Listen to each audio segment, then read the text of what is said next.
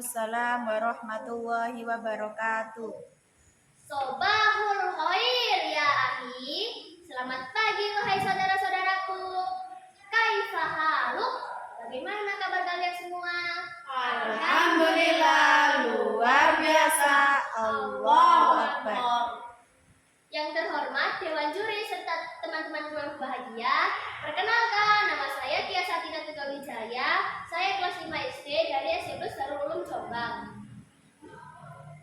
Wah, semangat sekali hari ini. Nah, teman-temanku sekalian, ini saya akan menceritakan kisah inspiratif dari Rasulullah Muhammad SAW. Telah kita ketahui bersama bahwa Rasulullah SAW adalah Nabi yang terakhir. Beliau adalah pemimpin yang menjadi teladan bagi seluruh umat manusia sepanjang zaman. Salah satu sikap kedermawanan beliau tampak dari sikap kedermawanan beliau pada sesama manusia.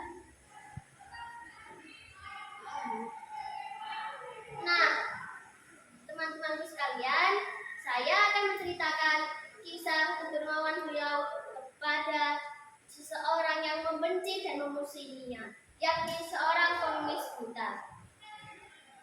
Dalam sebuah riwayat diceritakan ada seorang pengemis Yahudi buta yang selalu duduk di pojok pasar Madinah Al-Munawwarah. Pengemis tersebut sangat membenci Rasulullah SAW. Bahkan mendengar namanya saja, pengemis tersebut itu marah sambil meludah-ludah. Hari demi hari dihabiskan pengemis tersebut untuk memperingatkan setiap orang yang lewat di depannya untuk menjauhi seseorang bernama Muhammad. Setiap orang yang melewati dan mendekatinya, ia selalu berkata, "Wahai saudaraku, janganlah engkau dekati Muhammad yang mengaku sebagai Rasul itu. Dia gila, pembohong, dan juga pembohong. Jika kamu mendekatinya, maka dia akan mempengaruhimu." Walau segitu busuk hati dan perbuatan pengemis tersebut, tak ada sedikit pun rasa benci dan dendam di dalam hati Nabi Muhammad SAW. Tak pernah sedikit pun Nabi Muhammad SAW memiliki rasa dendam dan benci dan membalas perbuatan pengemis tersebut. Namun yang dilakukan beliau adalah hal yang sebaliknya.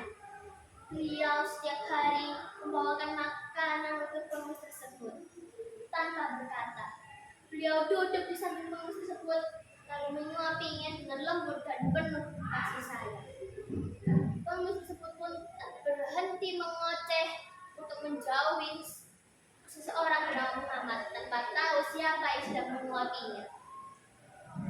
Hari demi hari dihabiskan Nabi Muhammad SAW untuk memberi makan pengemis tersebut dengan rasa sayang.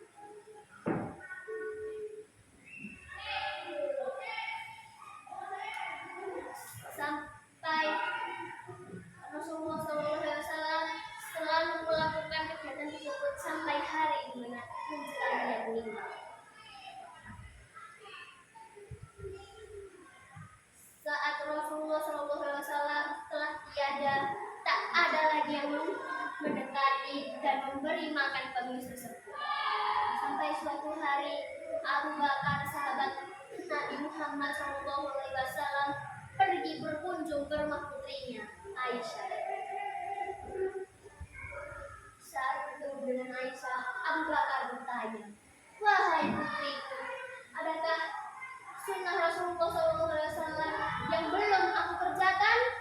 Aisyah pun menjawab, "Wahai ayahanda, engkau adalah seorang ahli sunnah, bahkan hampir tak ada satupun sunnah yang ayahanda lewatkan, kecuali satu sunnah."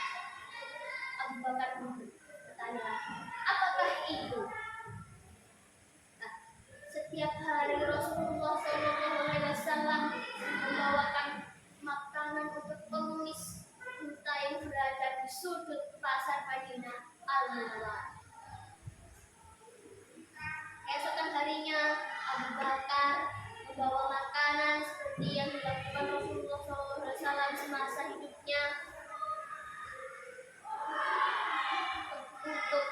tersebut. Abu Bakar pun mulai menjawab pengemis tersebut. Tapi tiba-tiba pengemis itu pun berteriak, "Siapa kamu?" Abu Bakar pun menjawab, "Aku adalah orang yang biasa datang kepadamu." Pengemis tersebut pun berbalik, "Engkau bukanlah orang yang biasanya datang kepadaku. Jika orang itu datang, tanganku tidak akan susah memegang dan mulutku tidak akan susah mengunyah." Abu Bakar tak dapat menahan air matanya lagi.